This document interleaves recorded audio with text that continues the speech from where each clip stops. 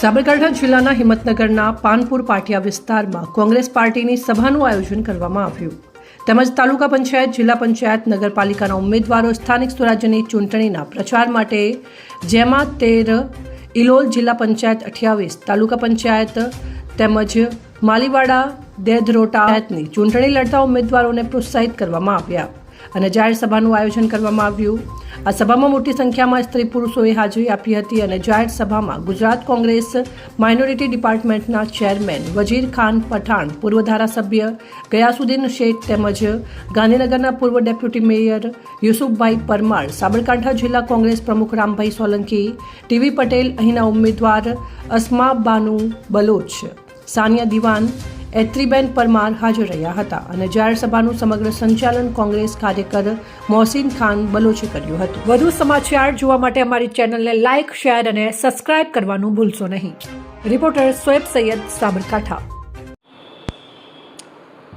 आज हिम्मतनगर में जिला, तालुका और नगर पालिका के चुनाव के सिलसिले में वजीर खान पठान साहब, जो हमारे माइनॉरिटी डिपार्टमेंट के चेयरमैन हैं, उनके साथ यहाँ पे आने का मौका मिला। मैं ये कहना चाहूँगा कि ये चुनाव बहुत ही अहमियतों वाला चुनाव है। जिस ढंग और तरीके से राहुल गांधी जी ने कहा था 2024 में पार्लियामेंट में कि लिख के ले लो, इस मरतबा गुजरात 2027 में जीत के बताएंगे। मैं मानता हूँ कि उसका ये पहला चरण है कि ये चुनाव भले छोटे चुनाव हो, लेकिन ये प्राथमिक सुविधाओं के रोड, रास्ते, लाइट और हेल्थ और शिक्षा के बारे में इस चुनाव के अंदर महत्व रहता है। लेकिन ये चुनाव तय करेगा कि आने वाली 2027 के चुनाव में कौन सी पार्टी गुजरात में गांधीनगर में विधानसभा में बैठेगी। और मैं ये मानता हूँ कि ये चुनाव का जो वोट है वो वोट बहुत ही अहमियत वाला वोट है, क्योंकि ये 2027 का माहौल भी बनाएगा और उसके बाद में 2027 का चुनाव जीतने के बाद गुजरात से ही दिल्ली का रास्ता जाएगा और भारत जोड़ो, नफरत छोड़ो की यात्रा निकालने वाले देश के जननायक राहुल गांधी जी को देश का प्रधानमंत्री बनाने का जो रास्ता है, इस मरतबा गुजरात से ही जाने वाला है।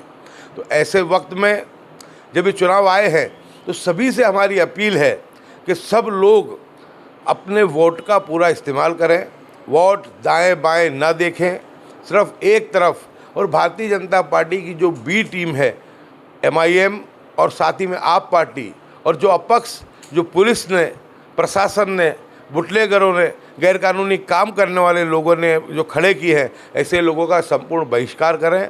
अपने वोट की अहमियत को समझें, अपने वोट की कीमत को समझें। और सियासत में जो हम देखते हैं कि सियासत का जब तुम विभोग बन रहे हो, उसका निशाना बन रहे हो, उसका रास्ता भी सियासत से ही निकाला जाएगा।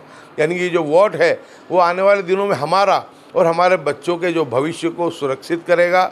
हमारे आने वाली पीढ़ी के लिए भी ये बहुत ज़रूरी है कि जिस तरह 2014 से देश में एक नफ़रत की आंधी, एक नफ़रत की राजनीति चल रही है, भारतीय जनता पार्टी हो, RSS हो या उनकी भगिनी संस्था हो, उन्होंने मॉब लिंचिंग से लेकर के, आप देखो तो वर्शिप एक्ट से लेकर के, UCC से लेकर के, जिस ढंग से पूरे देश में एक यानी कि एक कोहराम मचा के रखा है, इन सभी बातों का अगर जवाब देना है तो उनको चुनावों में हराना पड़ेगा। और हराने की शुरुआत अगर गुजरात से होती है तो देश में भी ये मैसेज जाएगा कि जब गुजरात में भाजपा हार सकती है तो पूरे देश में भी हार सकती है। तो बहुत बड़ा जिम्मा हमारा और हमारे समाज का भी है।